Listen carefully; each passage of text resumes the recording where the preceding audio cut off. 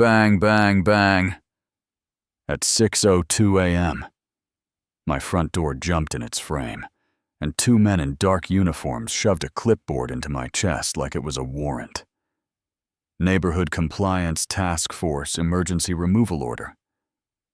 Step aside, they said already. Reaching for the chain on my porch swing, while I was still in socks and half asleep. And then a black SUV rolled to the curb. A woman stepped out calm as a surgeon and lifted a badge to eye level. "Hands off the homeowner federal investigation," she said, and yeah, that happened. Rewind with me for a second, because none of it makes sense until you know the neighborhood and the woman who runs it like a small kingdom. I'm Mason Reed, packaging designer, married to Jenna, who teaches 5th grade, first-time homeowner at Summit Creek Preserve, just north of Fort Collins, Juniper Way, with a mountain view that sold me faster than I could do the math. I rebuilt a white porch swing from my dad's old plans and thought I was living the quiet dream. You know what I mean?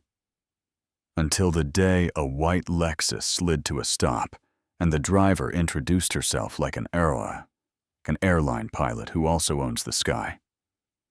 Cheryl Benton HOA president clipboard on her lap, and a smile that never touched her eyes. Mason, quick note. Your swing is classic white. Standard is warm. White or subtle difference, consistency is key. Also, your trash bin is visible from the street. $50 courtesy notice today. Fines begin tomorrow. Appreciate your cooperation. The window went up and the Lexus floated away, while I stood there holding a garden hose, like it might explain due process. I'm not allergic to rules. I alphabetize spices for fun. So that night, I read the CCNRs again and saw what any normal person would expect. 10 days to cure, right to a hearing board, must vote to adopt enforcement policy. So I emailed the property manager, a soft-voiced guy named Miles, for the exact paint chip and the hearing process. And he shot back 8 words with no punctuation, like a threat whispered in a library. Per President Benton, policy updated effective immediately. I slid the bin out of view, took a time-stamped photo hunted down. Warm white Duro 1 at the hardware store, where the clerk held up 2 caps that looked identical and said, "Special." Good luck, and I laughed to be polite, but the laugh didn't reach my ribs. The yellow hanger appeared the next morning. $75 for parking on decorative gravel, which was my own driveway. Border the pool. Fob stopped working. The teenager at the desk lowered her voice to tell me my name was on a non-compliant list. She wasn't supposed to mention, then a ledger landed like a hospital bill for a paper cut that turned into surgery. Unauthorized swing. Color visible. Been decorative gravel hose across walkway. Lumens. Too bright, border over 18 inches. When chimes, audible. Beyond property line. Total due. $280. And that's when my hands started doing what my nerves wouldn't. I built a binder with tabs for CCNRs. Emails, invoices, photos. I recorded a call with Miles. Colorado is one-party consent, and asked when the board had actually voted on this new policy. He breathed into the phone like a man losing his keys, and finally said it. There was no vote. The meeting is next quarter. And I labeled that audio file like it was oxygen. On Saturday, the clubhouse sprouted a vinyl banner. Neighborhood Compliance Task Force. The logo looked like a police badge, copied by a tired intern. My neighbor Hank, who used to inspect buildings for the county, squinted and said that was printed last night at the copy shop. And if you want to know the moment I understood this wasn't about white paint or trash cans, it was that sign theater pretending to be law. Monday, a certified letter screamed 72-hour compliance order, threatened property access. Restrictions and removal of exterior items by authorized contractor. I requested a hearing again by certified mail, and email copied the whole board and 3 neighbors. And Miles replied with one sentence, "Your agenda request is denied due to your pattern of hostility," which in this place meant asking for the rules to be followed. Then came the morning boots hit my steps too hard. 2 big guys in black uniforms with uneven stitching that said, "Neighborhood compliance radios on their shoulders," that never cracked once, "Step aside." "Sir, we're authorized to remove non-compliant exterior elements," the tall one said, reaching for my swing with pliers, while his partner pretended to look official, and I held up my phone IDs on camera, "Please." "Who signed the removal order?" He flashed a laminate, too quick for human eyes. "Benton authorized it," he said, like her name was a magic spell, Mrs. Ellison across the street lifted her phone and said, "I'm recording Hank hobbled over in cargo shorts and reading glasses, and demanded a court order or a board resolution." And minutes. The Lexus rolled up. Cheryl stepped out in a blazer that could slice a tomato and said, "Mason, last warning. Pay the ledger, and this ends today." And I sat on the swing like it was a witness stand and said, "It ends today when we follow the bylaws. No board vote, no hearing, no 10-day cure, and your contractor doesn't show up in any competitive bid file. You touch the reserve fund, that's not enforcement. That's self-dealing." The twist hits here, and it changed everything, because the black SUV turned the corner and parked at the hydrant like punctuation. A woman stepped out with the kind of stillness that makes rooms go quiet, lifted a badge to the tall guy, then to me, then to Cheryl. Special Agent Nora. Kim, Federal Task Force on Authority Impersonation, and HOA Fraud. Gentlemen, tools down. Ms. Benton, we need board resolutions, vendor contracts, insurance, certificates, And Cheryl tried the line that bullies use when they forget the script. "This is private property. We are self-governing. You have no jurisdiction." And Agent Kim didn't blink. "We do when people impersonate authority, misuse association funds, and extort residents with sham fines," she said. The short guy's hands fell off the pliers like they were hot. Hank whispered, "Metadata matters." So I opened my binder to policy and handed over screenshots that showed the enforcement PDF created at 11:13 p.m. By C. Benton Press, the audio, where Miles admitted no vote, the state listing for Front Range Community Services.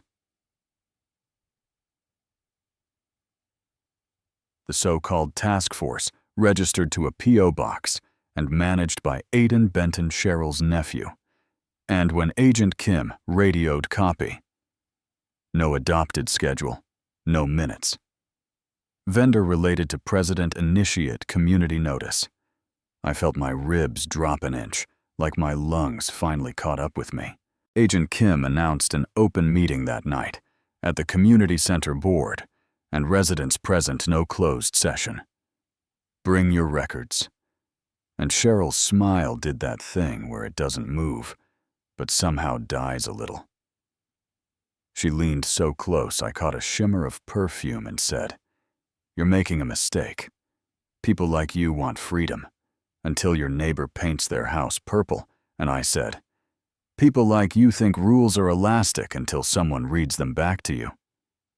She told the men to finish the removal, then realized 3 phones were recording and snapped. Stand down, we reconvene tonight. And that was the longest day I've ever lived printing charging batteries, talking myself out of shaking. By 7 p.m., the room was full and humming. Folding chairs, murmurs a projector that blew up every lie on a white wall. The board sat like 8th graders called to the principal. Cheryl in the middle, Miles to her left. The treasurer, Tasha, to her right, with eyes that said, "This isn't why I volunteered." Agent Kim didn't do speeches. She did receipts, corporate filings, vendor checks to Front Range invoices labeled Safety Patrol with round numbers, the Rush print banner invoice, then public comment, and my legs tried to say no, while my mouth said yes. I stood and told them my name and lot number said, "I'm not a rebel. I alphabetized spices. I followed the rules, and I've been treated like a thief because my swing was classic white O2. The room laughed. The good laugh, the kind that lets you breathe. I held up the binder. The bylaws we actually adopted. The policy pushed last night. The audio where Miles said, vote, the vendor listing with the nephew, and Cheryl grabbed the mic and did the thing. Where fear dresses as righteousness. Mason is hostile from day one. We need standards to protect property values. Let him slide, and it's chaos. And before I could answer, Tasha cleared her throat and slid an email chain to Agent Kim. The president asked me to process invoices as urgent safety. I asked for bids and minutes. I was told not to hold anything up. Agent Kim projected the emails, and the room made that sound people make when they see the picture that matches the feeling in their gut. Hank raised his hand and said, "You can fine, and you can sue, but you can't yank a swing without a court order." Agent Kim nodded. Correct private associations have covenants, but impersonating authority with uniforms and badges crosses a line. Cheryl stood too fast and called it an ambush and said, "I want a trailer park," which was wild coming from someone who laminated her ego. And then Agent Kim clicked to the license lookup. No security license for Front Range. The Secretary of State page with Aiden Benton. And she... "Benton, please stand." Two plainclothes agents moved like they'd practiced in small rooms. "You're being detained for questioning regarding impersonation of authority and misuse of funds. You have the right to remain silent." And the cuffs clicked. And no one clapped the interim chair with a borrowed gavel said. "Meeting adjourned pending audit." And that's where the victory sits. Not fireworks. Just the moment a gavel sounds like a spine being returned. After an email went to every homeowner about a special election and a forensic audit. Also a proposed special assessment to pay legal costs. The association might owe, due to the association. And I can hear the debate already, because I heard it in the parking lot. Should we all pay for a mess made by a few?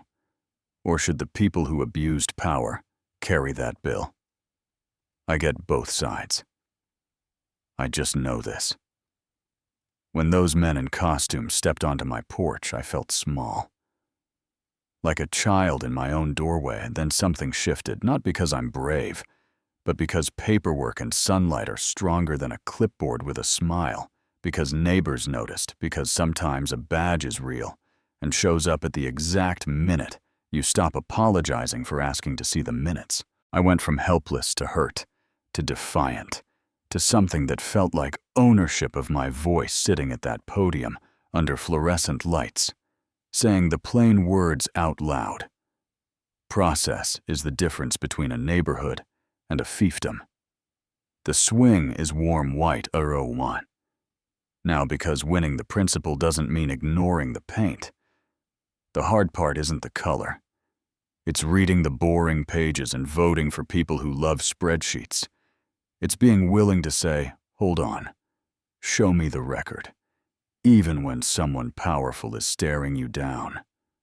Meeting adjourned, but not the conversation. Tell me what you think are HOAs saving neighborhoods or giving small tyrants a stage. Did our board cross a bright line, or did I make a mountain out of paint chips? Should the community pay to fix leadership's mess, or should the ones who played dress up with authority foot the bill? Drop your take. Below, tell me what you've seen on your street. What felt fair? What went too far hit?